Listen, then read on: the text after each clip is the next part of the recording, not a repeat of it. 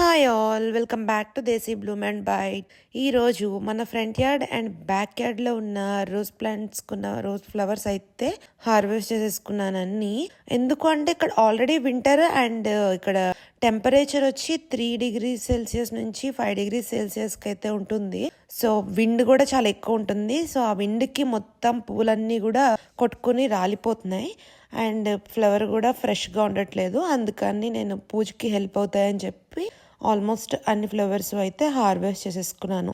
ఇలా మనం ఒక బాక్స్ తీసుకుని దానిలో పేపర్ నాప్కిన్ వేసుకుని దానిపైన ఇలా ఫ్లవర్స్ పెట్టుకుని అలా లిడ్ క్లోజ్ చేసేసుకుని ప్రాపర్గా స్టోర్ చేసుకుంటే మనకి 1 month వరకు అయితే పాడవకుండా ఉంటాయి.